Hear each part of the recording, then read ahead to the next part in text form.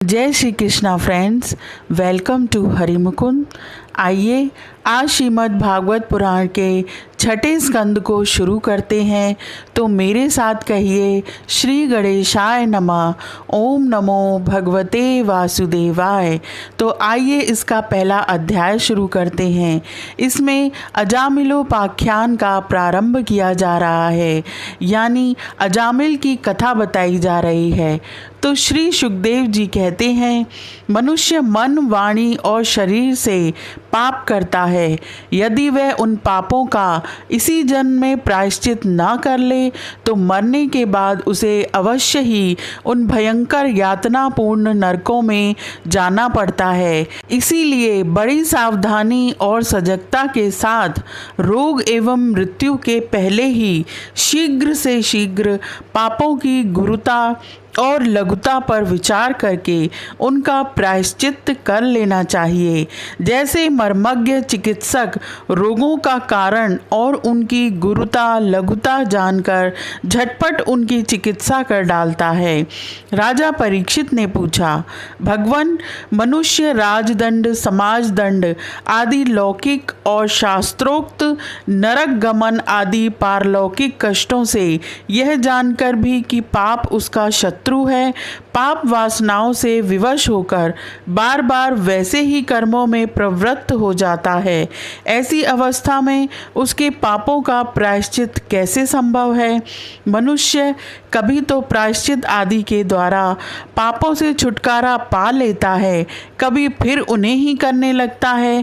ऐसी स्थिति में मैं समझता हूँ कि जैसे स्नान करने के बाद धूल डाल लेने के कारण हाथी का स्नान व्यर्थ हो जाता है, वैसे ही मनुष्य का प्रायश्चित करना भी व्यर्थ ही है।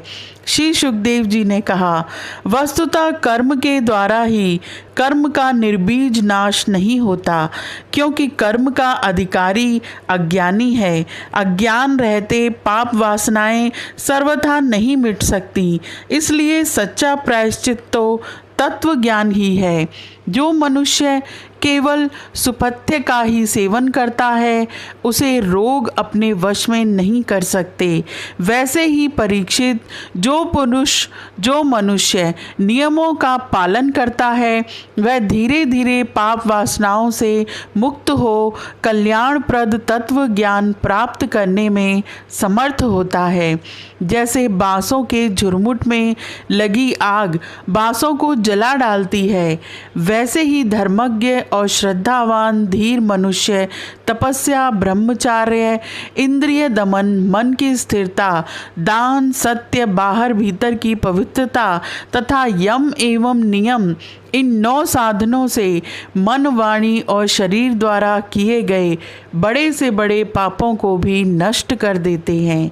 भगवान की शरण में रहने वाले भक्तजन जो बिरले ही होते हैं, केवल भक्ति के द्वारा अपने सारे पापों को उसी प्रकार भस्म कर देते हैं जैसे सूर्य कोहरे को।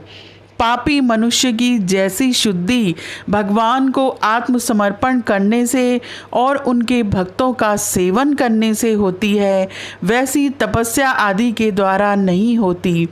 जगत में यह भक्ति का पथ ही सर्वश्रेष्ठ, भय रहित और कल्याण स्वरूप है, क्योंकि इस मार्ग पर भगवत परायण सुशील साधुजन चलते हैं। जैसे शराब से भरे घड़े को नदियां पवित्र नहीं कर सकती, वैसे ही बड़े बड़े प्रायश्चित बार बार किए जाने पर भी भगवत विमुख मनुष्य को पवित्र करने में असमर्थ हैं। जिन्होंने अपने भगवत गुणानुरागी मन मधुकर को भगवान श्री कृष्ण के चरणारविंद मकरंद का एक बार पान करा दिया, उन्होंने सारे प्रायश्चित कर लिए। वे स्वप्न में भी यमराज और उनके पाशधारी दूतों को नहीं देखते, फिर नरक की तो बात ही क्या है। इस विषय में महात्मा लोग एक प्राचीन इतिहास कहा करते हैं। उसमें भगवान विष्णु और यमराज के दूतों का संवाद है। तुम मुझसे उसे सुनो। कन्नौज में एक दासीपति ब्राह्मण रहता था। उसका नाम था अजामिल। दासी के संसर्ग से दूषित होने के कारण उसका सदाचार नष्ट हो चुका था। वह पतित कभी बटोहियों को बांधकर उन्हें लूट लेता, कभी लोगों को जुए के छल से हरा देता, किसी का धन धोखाधड़ी से ले लेता तो किसी का चुरा लेता। इस प्रकार अत्यंत निंदनीय वृत्ति का आश्रय लेकर वह अपने कुटुंब का पेट भरता था और दूसरे प्राणियों को बहुत ही सताता था। इसी प्रकार वह वहाँ रहकर दासी के बच्चों का लालन पालन करता रहा। इस प्रकार उसकी आयु का बहुत बड़ा भाग 88 वर्ष बीत गया। बूढ़े अजामिल के 10 पुत्र थे। उनमें सबसे छोटे का नाम था नारायण। माँ बाप उससे बहुत प्यार करते थे। वृद्ध अजामिल ने अत्यंत मोह के कारण अपना संपूर्ण हृदय अपने बच्चे नारायण को सौंप दिया था। वह अपने बच्चे की तोतली बोली सुन सुनकर तथा बाल सुलभ खेल देख देख कर फूला नहीं समाता था। अजामिल बालक के स्नेह बंधन में बंध गया था। जब वह खाता तब उसे भी खिलाता, जब पानी पीता तो उसे भी पिलाता। इस प्रकार वह अतिशय मूढ़ हो गया था। उसे इस बात का पता ही न चला कि मृत्यु मेरे सिर पर आ पहुंची है। वह मूर्ख इसी प्रकार अपना जीवन बिता रहा था कि मृत्यु का समय आ पहुंचा। अब वह अपने पुत्र बालक नारायण के संबंध में ही सोचने विचारने लगा। इतने में ही अजामिल ने देखा कि उसे ले जाने के लिए अत्यंत भयावने 3 यमदूत आए हैं। उनके हाथों में फांसी है, मुंह टेढ़े मेढ़े हैं और शरीर के रोए खड़े हुए हैं। उस समय बालक नारायण वहाँ से कुछ दूरी पर खेल रहा था। यमदूतों को देखकर अजामिल अत्यंत व्याकुल हो गया और उसने बहुत ऊंचे स्वर से पुकारा, नारायण। भगवान के पार्षदों ने देखा कि यह मरते समय हमारे स्वामी भगवान नारायण का नाम ले रहा है, उनके नाम का कीर्तन कर रहा है। अतः वे बड़े वेग से झटपट वहां आ पहुंचे। उस समय यमराज के दूत दासीपति अजामिल के शरीर में से उसके सूक्ष्म शरीर को खींच रहे थे। विष्णु दूतों ने उन्हें बलपूर्वक रोक दिया। उनके रोकने पर यमराज के दूतों ने उनसे कहा, अरे धर्मराज की आज्ञा का निषेध करने वाले तुम लोग हो कौन? तुम किसके दूत हो? कहाँ से आए हो? और इसे ले जाने से हमें क्यों रोक रहे हो? क्या तुम लोग कोई देवता, उपदेवता अथवा सिद्ध श्रेष्ठ हो? हम धर्मराज के सेवक हैं, हमें तुम लोग क्यों रोक रहे हो?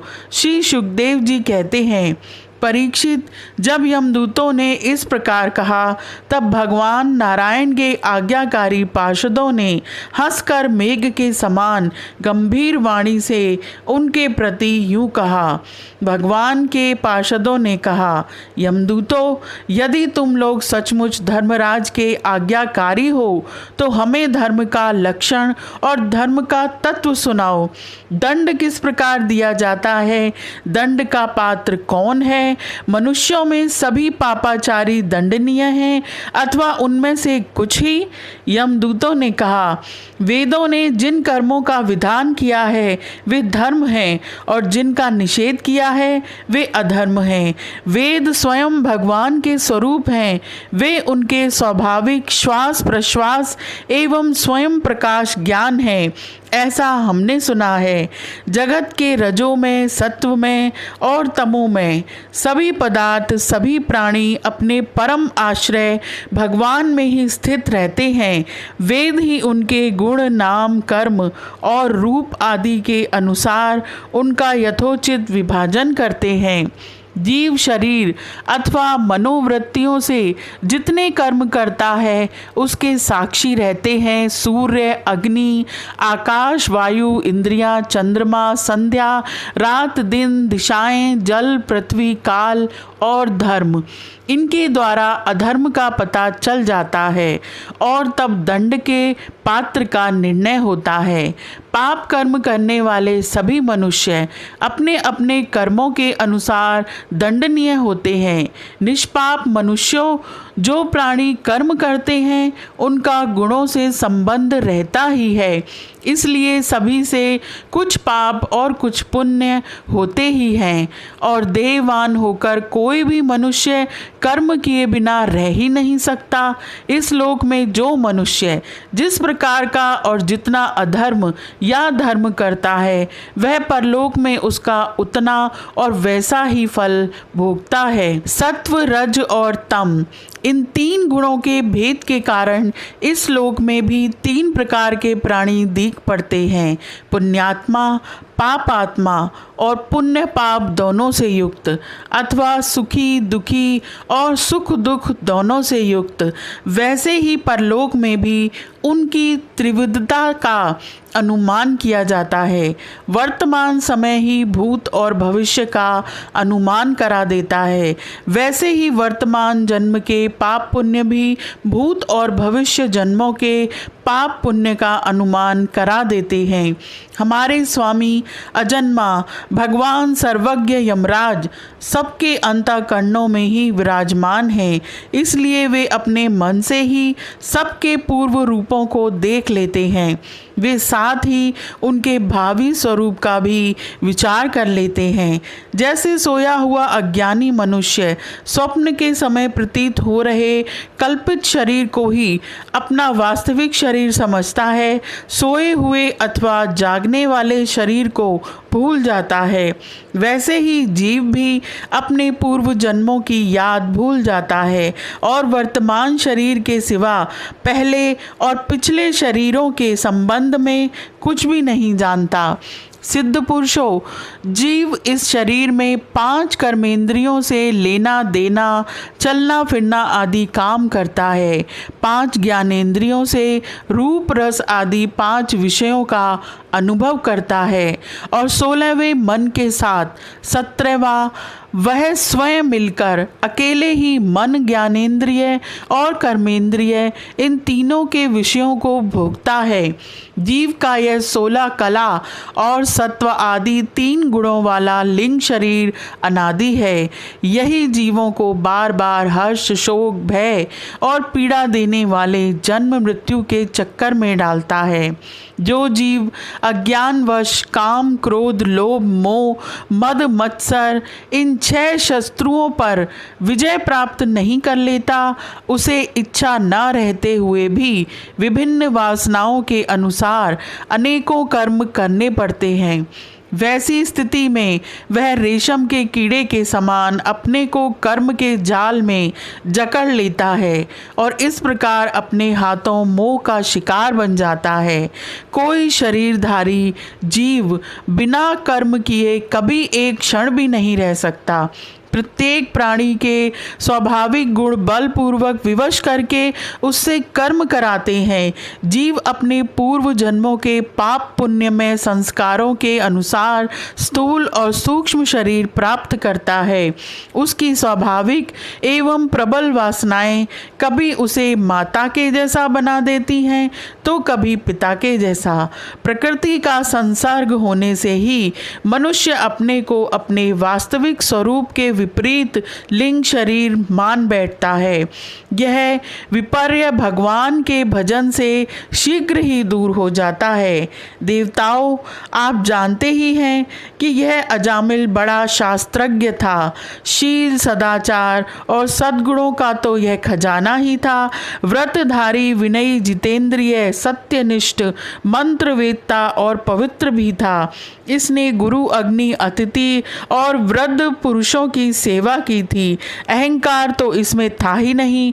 यह समस्त प्राणियों का हित चाहता, उपकार करता, आवश्यकता के अनुसार ही बोलता और किसी के गुणों में दोष नहीं ढूंढता था। एक दिन यह ब्राह्मण अपने पिता के आदेश अनुसार वन में गया और वहाँ से फल फूल समिधा तथा कुश लेकर घर के लिए लौटा।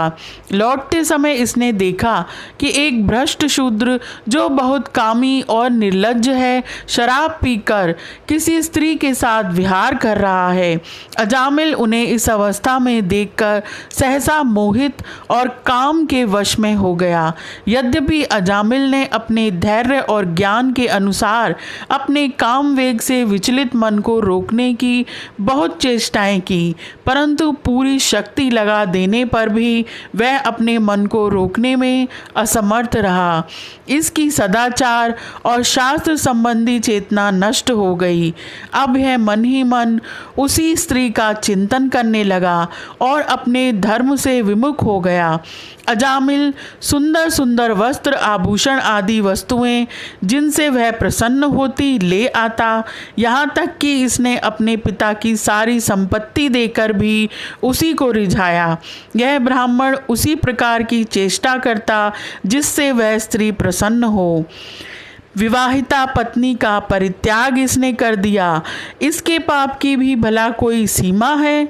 यह कुबुद्धि न्याय से अन्याय से जैसे भी जहाँ कहीं भी धन मिलता वहीं से उठा लेता। उस स्त्री के बड़े कुटुंब का पालन करने में ही यह व्यस्त रहता।